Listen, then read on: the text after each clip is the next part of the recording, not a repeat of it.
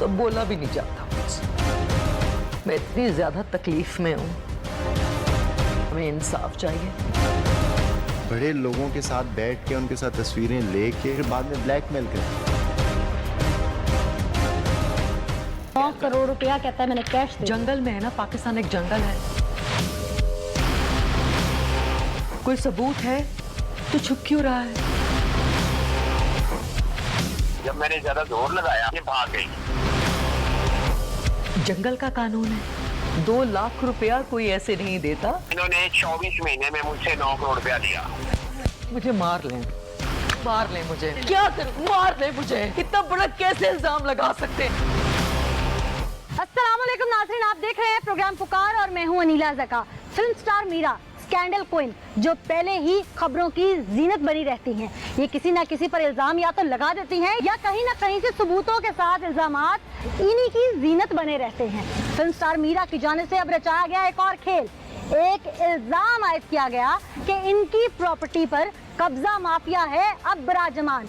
हक़ाइक़ क्या है? दूध का दूध और पानी का पानी। आज मैं अपने प्रोग्राम में करने जा रही हूँ कि सच कौन बोल रहा है और झूठा है कौन। मीरा, आप हमारे मुल्क का सरमाया है। मैंने एक प्रेस कॉन्फ्रेंस देखी जिसमें आप रो रही थी, आपकी वालदा साथ थी, किसी प्रॉपर्टी का मामला था, कोई कब्जा माफिया था जो आपको तंग कर रहा था। क्या था सारा इशू? देखिए, जब मैं पाकिस्तान में नहीं थी तो कब्जा ग्रुप के एक लीडर जो कि लोगों को बेवकूफ़ बनाते हैं, जो कि एक निहायत मक्कार शख्स का नाम है, जो कि बेवा और कमज़ोर औरतों को ढूंढकर उनको टारगेट करते हैं, निशाना बनाते हैं। हाँ। जैसे उन्होंने निशाना बनाया मेरी वालिदा को। अच्छा। मेरी अम्मी की उम्र 70 साल की है। अच्छा। 70 साल की औरत को उन्होंने निशाना बनाया। किस तरह बनाया? क्या हुआ था? और ये लोग, ये ग्रोह, ये स्पेशली ऐसी ख़वातीन को ढूंढते हैं जिनके साथ कोई नहीं होता और उनको निशाना बनाकर उनको मार देते हैं। झूठे डॉक्यूमेंट्स, झूठा पेपर वर्क और साथ में लोगों को मिलाते हैं और उनको या तो कत्ल कर देते हैं या रास्ते से हटा देते हैं या उन ख़वातीन की, उन बेचारे और उन गरीब उनकी आवाज़ दबा देते हैं। ना ऐवानों तक पहुंचती है, ना अदालतों तक पहुंच पाती है और ना ही मीडिया पर पहुंच पाती है। आपकी अम्मी की एक प्रॉपर्टी जिसको एक शख्स दावा करता है कि उसने खरीद के 9 करोड़ रुपया कैश दे दिया आपकी अम्मी को। हमारी प्रॉपर्टी पर अपने गुंडे भेजे जिनके पास अमेरिकन गन्स थी। दिन दिहाड़े वो प्रॉपर्टी पर प्लाजे के अंदर थे और मेरी अम्मी के साथ उन्होंने बहुत निहायत बदतमीजी की, मेरे भाई के साथ। इन्हें उस प्रॉपर्टी के बारे में कैसे पता चला? फिर कागजात पे कुछ आपके अंगूठे भी हैं, दस्तखत भी हैं, वो उन तक कैसे पहुंच गए? वो फैमिली फ्रेंड था। मेरा बेटा बना हुआ था। मेरे बेटे के साथ जब उसने यहाँ पे आके तीसरी शादी की है तो इतना वो आता था। पहले 15 साल से मखदूम अमीन के जरिए से हमारा वाकफ बना। मखदूम अमीन फहीम जो थे ना कराची वाले, अमीन फहीम, उनका, हाँ जी, उनके साथ पीपल्स पार्टी का था ना ये। हाँ। तो उनकी वजह से ये हमारे पास आता रहा। ठीक है। ये सिग्नेचर्स आपके वहाँ तक कैसे पहुँचे? मेरा एक डिस्प्यूट चल रहा था, ये LDS वो सील करवा देता था। आपके इल्म में नहीं था और ये अंडर टेबल सेटलमेंट करके आपका वो प्रॉपर्टी सील करवाता था। मुझे कहता था, मैं गया था LDA में, मेरा बहुत बड़ा अफसर जो है ना मेरा जानने वाला है, मुझे साइन करके आप ना दे दे, मैं वहाँ पे उनके LDA में जाके लिखवाऊंगा एप्लीकेशन। एक ये थी वजह।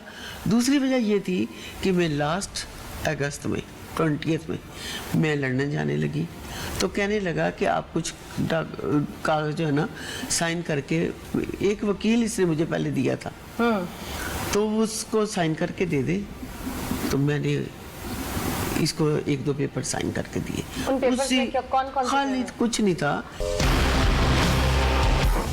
आपने एम्प्टी पेपर्स, प्लेन पेपर पे, plain paper, blank paper sign कर दिए? साइन एलडीए के लिए किया था। नॉन शख्स को खाली कागज दे रही हैं।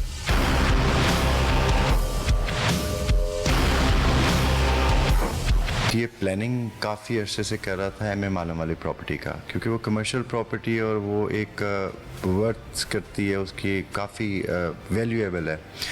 ये जब हमें प्रॉब्लम में देखा है इसने कि मेरी वालदा मुश्किल में फंस चुकी हैं और मेरी बहन को पैसे चाहिए, तो इसने जो 3-3.5 करोड़ देना था हमारे घर का डिफेंस वाले फेज़ 8 111 का, इसने जल्दबाजी में जो डॉक्यूमेंट्स फॉल्स ये बना रहा था, ये जो फोर्जरी कर रहा था या जो ये फ्रॉड करना चाह रहा था, ये करना चाह रहा था एमएम आलम पे। लेकिन एमरजेंसी में चूंकि ये घर आ गया 111 फेज़ 8 वाला, तो इसने उसको भी हड़पने की कोशिश की। वो जाके मेरी वालदा से ट्रांसफ़र करवा लिया। ट्रांसफ़र करवाने के बाद जब उससे पैसों का तकाजा किया गया कि ये पैसे अब हमें दो इसके, तो इसने टाल मटोल शुरू कर दी। अब टाल मटोल ये ज़्यादा देर नहीं कर सकता था, इसको पता था कि मैं टाल मटोल नहीं कर सकता, अब मेरे इनके साथ हालात बिगड़ जाएंगे। 27 को अपने टेनेंट्स के साथ खड़े थे, जो 4 महीने से, एक टेनेंट 4 महीने से पिछले और एक टेनेंट माशाल्लाह 10 साल से है वहाँ पे, जो हमारे टेनेंट्स हैं जिनका हमारे साथ लीगल एग्रीमेंट हुआ हुआ है। ठीक है। तो हम वहाँ पे थे, तो हमें एकदम 5-6 लोग आए डंडे लेके, जिन्होंने ईंटें लेके, जिन्होंने मुझे मारा और मेरी वालदा के साथ ज़दोकोप किया। वहाँ पे जो किराएदार थे उनको हरेस किया, उनका मोबाइल छीना। अच्छा। मैंने 15 पे कॉल की, 15 पुलिस उसी वक्त आई मौके पे और जितने लोग वहाँ मौजूद थे उनको वहाँ से लेके गई। पुलिस स्टेशन हम जब गए, पुलिस स्टेशन जाके उसने ये दावा कर दिया कि मैंने तो इस प्रॉपर्टी पे स्टे लिया हुआ है, ये मेरी प्रॉपर्टी है, शफकत ज़ारा बुखारी ने, मेरी वालदा ने इसको बेच दी हुई है। ठीक है। तो वहाँ पे एसएचओ साहब ने पूछा कि तुम कैसे ये क्लेम कर सकते हो, क्योंकि तुम तो इन पोजेशन ही नहीं हो उस प्रॉपर्टी पे और ये मालिक है, तुम्हें कोई ऐसा डॉक्यूमेंट दिखाओ, कोई ऐसी चीज़ दिखाओ। जिसके बाद इसने नकली रसीदें, जाली रसीदें दिखाना शुरू कर दी। ये उनमें से एक रसीद है जाली। अब इसको जाली साबित करना मेरे लिए क्यों मुश्किल नहीं है, ये उसने कोर्ट में प्रेजेंट की हैं, ये कोर्ट का रिकॉर्ड का हिस्सा है। अब इसको जाली साबित करना क्यों मेरे लिए मुश्किल नहीं है, क्योंकि अगर आप देखें तो ये देखें आप, एक इंग्लिश में लिखा हुआ है, एक उर्दू में लिखा हुआ है। एक एमएम आलम का है, एमएम आलम का कि मैंने जनाब शफकत ज़ारा को 80 लाख रुपया दे दिया, और इंग्लिश में लिखा हुआ है मैंने शफकत ज़ारा को $1,60,000 कैश दे दिया।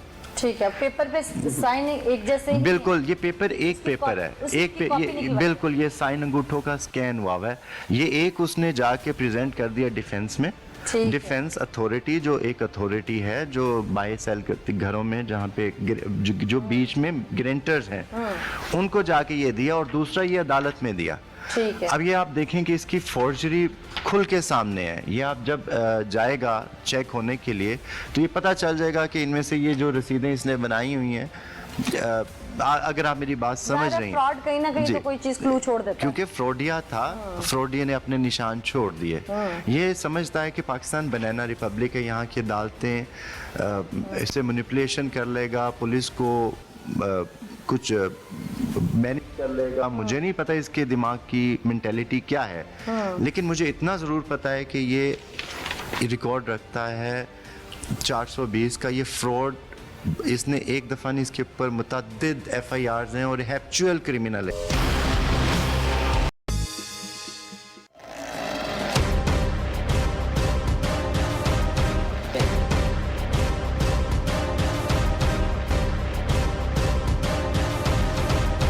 किनका प्लाजा है? जिनकी शॉप है ना, हाँ। जिनकी शॉप है वो यहाँ पे होते हैं। कौन है वो ऐसे नहीं बता रहे। अच्छा, एहसन का नाम।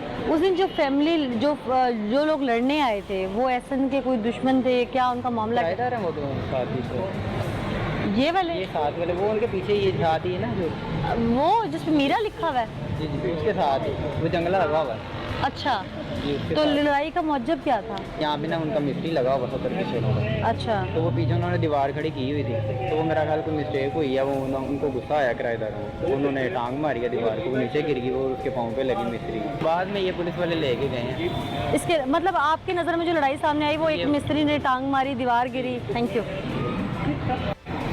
मीरा के साथ की गई गुफ्तगू और इनका रवैया, जिसकी झलक मैं आपको दिखा चुकी हूँ और आगे चलकर पूरा मंजर भी आपके सामने रखने वाली हूँ।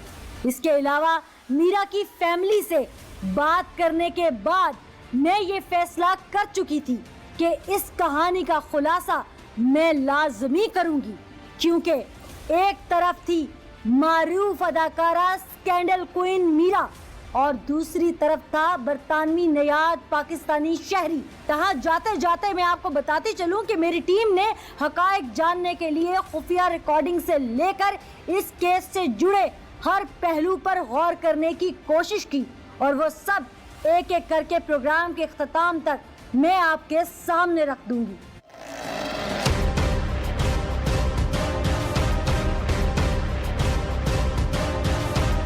शाहिद साहब, फिल्म स्टार मीरा की जानिब से एक प्रेस कॉन्फ्रेंस की गई, आप पे कुछ इल्जामात की बारिश की गई।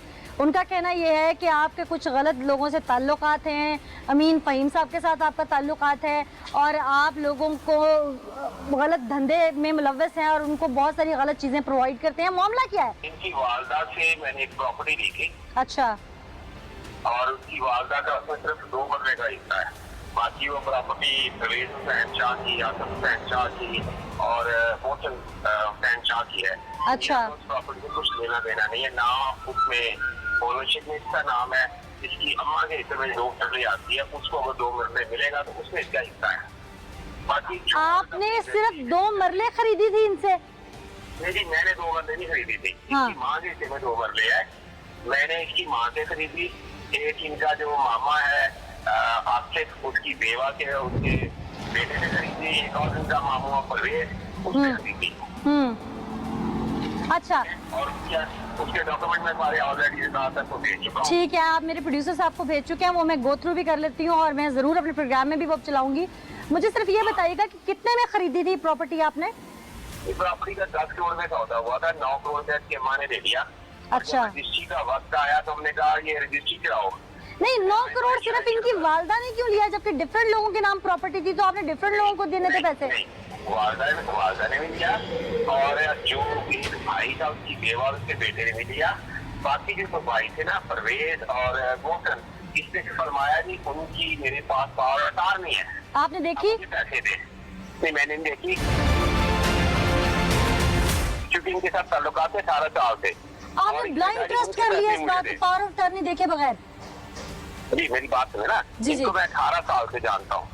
तो उसने कहा जी मैं उसको एक भाई की बेवा और बेटे को बुला देती हूँ। इसने उनको बेटे और बेवा को बुलाया, हमने उनको पेमेंट की, उनसे साइन करवाए, इससे साइन करवाए। इसने कहा जी मैं 2 दिन में परवेज और मोहसिन को बुलाती हूँ। जब मैंने ज्यादा जोर लगाया तो इसने ये भाग गई और हमने जब देखा कि ये फोन भी अटेंड नहीं कर रही तो हम चलेंगे लोकल कोर्ट में। हमने इस प्रॉपर्टी पे स्टे ले लिया। इन्होंने ड्यूरिंग स्टे 27 तारीख को आके बदमाशी करने की कोशिश की, जो कि रोक दी गई। पुलिस आई, 15 कॉल हुई।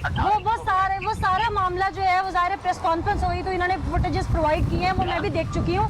मुझे सिर्फ ये बताइएगा कि मेरे लिए एक हैरानकुन बात है कि मेरा किसी से 20 साल पुराना ताल्लुक भी होगा ना, यहाँ तक कि मेरी सगी बहन भी होगी, तो मैं पावर ऑफ अटॉर्नी देखे बगैर या किसी भी स्टैम्प पेपर पे कुछ भी साइन वगैरह दस्तखत वगैरह लिए बगैर मैं इतनी बड़ी ह्यूज अमाउंट नहीं दूंगी। लेकिन इसने हमसे जो भी पेमेंट दी उसकी हमें रसीद दी, साइन किया, अंगूठा किया। आपने पेमेंट ऑनलाइन ट्रांसफर की थी? नहीं जी, इन्होंने कहा जी हम चूंकि टैक्स पे नहीं करते, जैसे मैं एक नेशनल टैक्स पेयर हूँ, मैं आपको अपना नेशनल टैक्स नंबर दूंगा, आपको पता चल जाएगा कि शायद 9 करोड़ रुपया पे किया बकौल आपके। इन्होंने 24 महीने में मुझसे 9 करोड़ रुपया लिया। आपने कितनी पेमेंट करके दी है इनको? पेमेंट कभी 50 लाख, कभी 30 लाख, कभी 1 करोड़, कभी 2 करोड़, और वो सारी रसीद की मैं आपको भेज चुका हूँ। नहीं, आप वो पेमेंट इनको कैश में देते रहे? कैश में रिसीव की और उसकी सारी मेरे बड़ी ट्रेल मौजूद है कि वो मेरे बैंक से पैसे निकलवाए। इन्होंने कहा जी हमें कैश चाहिए। नहीं, एक मिनट शाहिद साहब, मुझे एक चीज समझ नहीं आई कि कैश में पेमेंट की कौन सी रसीद होती है जो कि कानूनी तौर पे वैलिड होगी, पहली बात। दूसरी बात, इतना बड़ा कैश आप इनको पेटियां भर करके दे रहे थे। कैश में पेमेंट की हर वो रसीद वैलिड होती है जिससे रिसीव करने वाला ये कह कि मैंने ये पेमेंट रिसीव की, अपने साइन करे, अपना अंगूठा करे, वो रसीद होती है। सफेद कागज के ऊपर, स्टैम्प पेपर नहीं है, कोई कुछ नहीं है। आप तो पढ़े लिखे होंगे, ब्रिटिश नेशनल होल्डर है, आपको पता होगा स्टैम्प पेपर की क्या वैल्यू है। जहाँ तक मेरे इल्म में है, पहले आपका डिफेंस फेज 8 वाला फड्डा हुआ है इनके साथ, मीरा एंड फैमिली के साथ। मेरा इनके साथ कोई फड्डा नहीं है।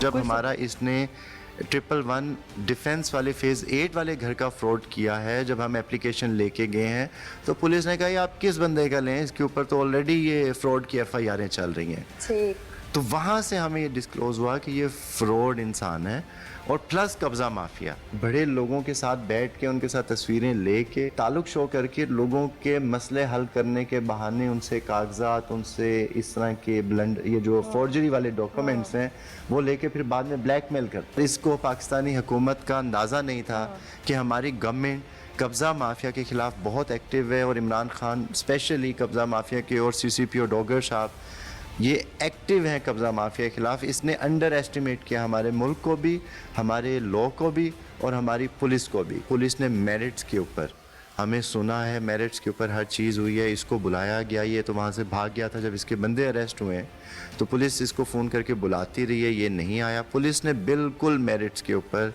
इसका देखा है, कब्ज़ा माफिया के ख़िलाफ़ जो एक्शन लेना चाहिए था पुलिस को, पुलिस ने वो लिया है।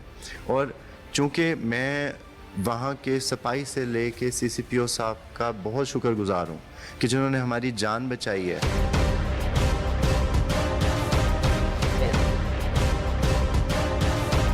शायद साहब जरा होल्ड कीजिएगा, मैं इस चीज को जरा क्लियर भी कर लेती हूँ। आबिद साहब, एक फेज 8 में 111C कोठी का फड्डा था। फिल्म स्टार मीरा की वालदा के नाम वो कोठी थी जिसको उन्होंने ट्रांसफर किया था और बाद में रुकवाया था। वो क्या मामला था? शाद के साथ लेन देन था। हाँ। शाद के साथ हमने एग्रीमेंट किया था अपने घर बैठ के। हाँ।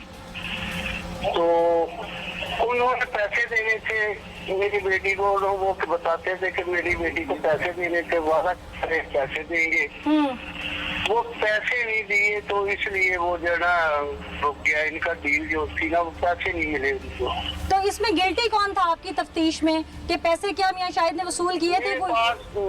मेरे पास तो वो मुद्दई आते रहे, इल्जाम लेने आया। अच्छा। मैंने फोन किया, SHO ने भी फोन किया। अच्छा, इन्होंने कोई सामने नहीं। इन्होंने कोई सबूत दिए थे कि हमारे साथ ये एग्रीमेंट हुआ था और पेमेंट हमें नहीं मौसूल हुई? मुद्दइयों ने वो दिए थे कि पेमेंट वसूल नहीं की, ना ही वो बाहर हुई है ना इधर हुई है। आप पेश क्यों हुए शाहिद साहब? अगर इतनी कॉल्स की आपको ऐसे मैं इसलिए पेश नहीं हुआ कि इन्होंने एक किताबें कत्ल की और एप्लीकेशन दी है। इनका ख्याल है कि मैं वहाँ तफ्तीश में शामिल होने जाऊंगा, ये मुझे उसमें अरेस्ट करवा लेंगे। अल्हम्दुलिल्लाह मैं शाहिद साहब, अगर आपने पहले प्री अरेस्ट बेल ले रखी है तो आपको कौन अरेस्ट कर सकता है? लेकिन शाहिद साहब, माजरत के साथ आप किसी किस्म का भी तसल्ली बख्श जवाब देने से कासिर रहे हैं। हक़ाइक़ क्या है मैं सामने लेकर आती हूँ। जंगल का कानून है, 2 लाख रुपया कोई ऐसे नहीं देता। इन्होंने 24 महीने में मुझसे 9 करोड़ रुपया लिया। फ्लेवर में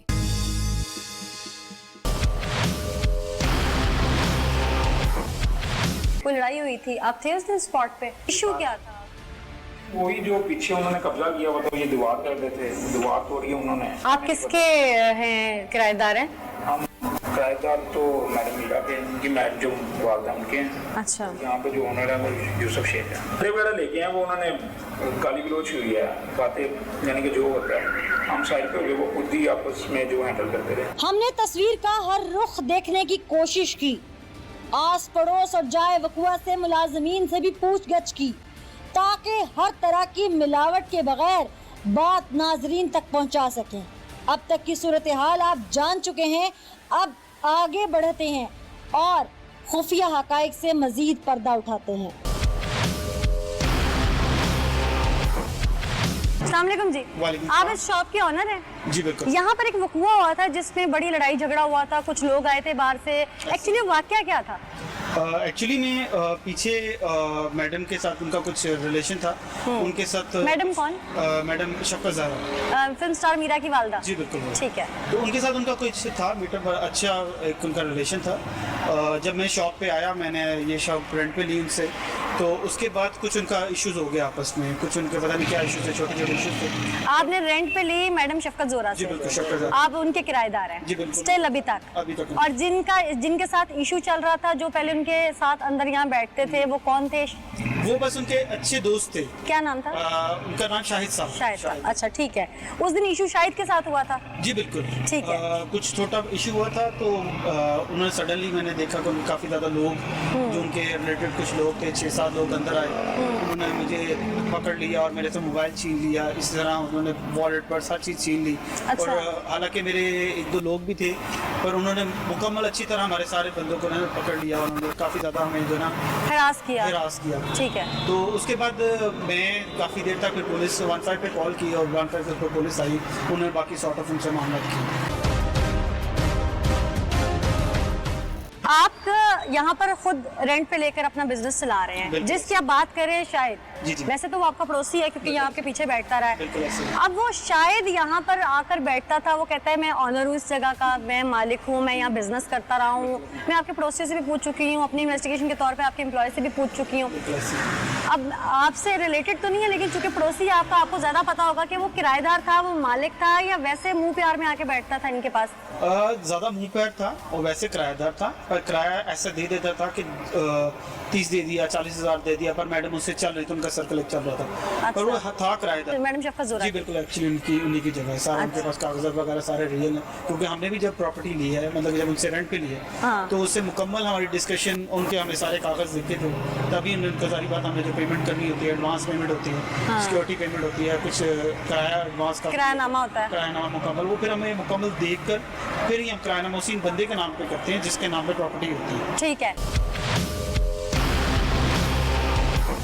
अब तक बहुत कुछ क्लियर हो चुका था, मगर अदाकारा मीरा की बातें समझना इंतहाई जरूरी था। इन पर लगे इल्जामात का इनसे पूछना भी इतना ही जरूरी था जितना इस बात को समझना कि कौन है कब्जा माफिया और कौन पैसे लेकर मुकर रहा है।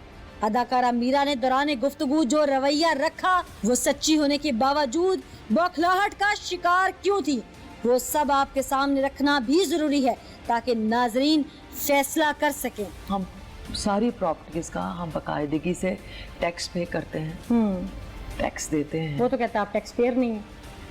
कहता है मीरा को निकाल के चेक कर ले, मीरा टैक्स पेयर नहीं है।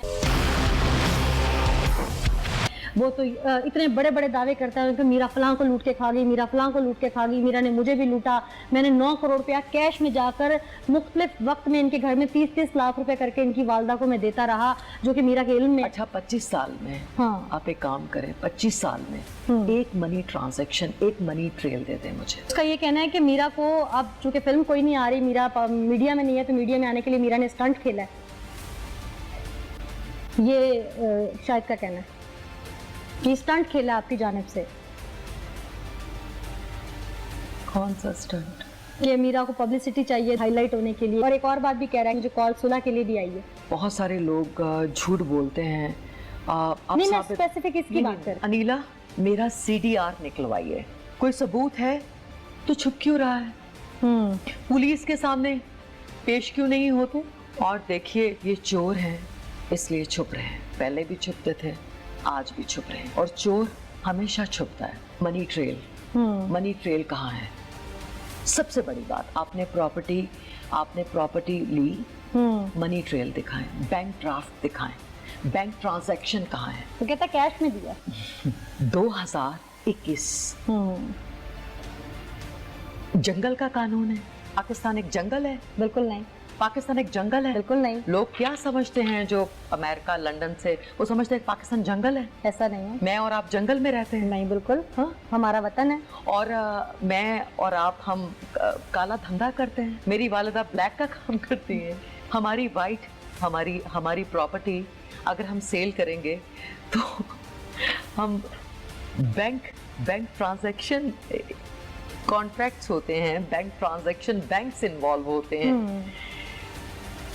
2 लाख रुपया कोई ऐसे नहीं देता, उसके डॉक्यूमेंट्स बनते हैं, चेक्स बनते हैं। जंगल में रहते हैं मेरे। 9 करोड़ रुपया कहता है मैंने कैश दिया। जंगल में है ना, पाकिस्तान एक जंगल है। पता नहीं कितने लोगों ने फिर हम सबको 100 करोड़ दिए होंगे कैश में। जंगल है, हम जंगल में रह रहे हैं, कहाँ है वो पैसे? मेरा ख्याल है मुझे बताइए ना, मुझे देना कोई पैसे। कहाँ? एक 70 साल बूढ़ी औरत को 9 करोड़ आपने दे दिए कैश में। इतना बड़ा दिल, और दे दीजिए। एक और चीज वो कहता है कि उसको फंसाया जा रहा है क्योंकि वो यूके नेशनल है। अच्छा। हाँ। उनको कहे ना, हम आपको फंसाना नहीं चाहते, आप मनी ट्रेल दे दें प्लीज। हाँ। अक्सा रुबाब के अकाउंट में जर्मनी या लंदन के बैंक की आपके पास इंफॉर्मेशन है, वो मनी ट्रेल दे दें। आपने पैसे 1,60,000 पाउंड अक्सा को दिए हैं, वो आप साबित कर दें, वो पैसे दे दें, वो मनी ट्रेल दे दें प्लीज। मनी ट्रेल दे दें। जी हाँ। या पाकिस्तान मेरे अकाउंट में भेजे हैं आपने दुबई, मेरा दुबई में भी अकाउंट है। अच्छा। मेरा अमेरिकन चेज बैंक में भी मेरा अकाउंट है, दुबई इस्लामिक बैंक में भी मेरा अकाउंट है, अक्सा का लंदन में अकाउंट है, मेरी छोटी बहन शाइस्ता का डबलिन में अकाउंट है। वो दे आर प्रोफेशनल्स, वो काम करती हैं। और अम्मी का भी बैंक अकाउंट है, एमसीबी बैंक में अम्मी का अकाउंट है।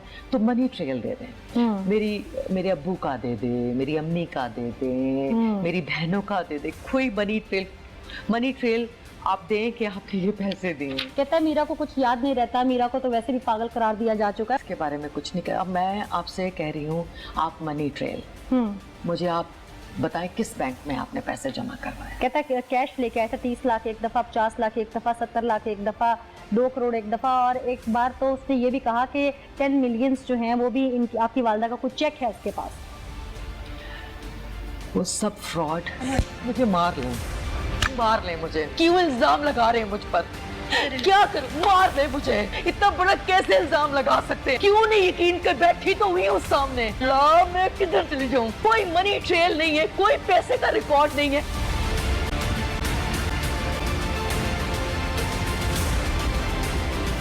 मैं तो बोला भी नहीं जाता। मैं इतनी हर्ट हूं, मैं इतनी ज्यादा तकलीफ में हूं। बूढ़ी माँ जिनको अब नजर भी ठीक नहीं आता, वो देख नहीं सकती, वो पेपर्स पढ़ नहीं सकती। हमें जस्टिस, हमें इंसाफ चाहिए, हमें इसके अलावा कुछ नहीं चाहिए। अभी तक जितना इन्वेस्टिगेटिव जर्नलिस्ट के तौर पे मैंने इस सारे केस को स्टडी किया, या जो कुछ इन्वेस्टिगेट किया, सारा मामला सामने इस तरह से आता है कि 2 मुकदमात होते हैं, शायद मुल्जिम उसमें पेश नहीं होता। मीरा की फैमिली की जानिब से कहा जाता है कि हमने कोई प्रॉपर्टी नहीं बेची, जबकि शाहिद की जानिब से कहा जाता है कि ये प्रॉपर्टीज मुझे बेची गई। शाहिद के पास किसी किस्म की बैंक ट्रांजैक्शन का कोई सबूत नहीं। मीरा की फैमिली कहती है लाइए कोई सबूत है तो। शाहिद एक चेक बाउंस होने का बार बार कहता है कि वो चेक बैंक में बाउंस हुआ, जबकि मीरा की फैमिली की जानिब से कहा जाता है कि हमारी चेक बुक कई दफा चोरी हुई, गुमी है, हमें नहीं पता कि किसकी तस्वीर कहां से ली गई, 10,000 को 1 करोड़ कब बनाया गया, हमारे इल्म में नहीं है।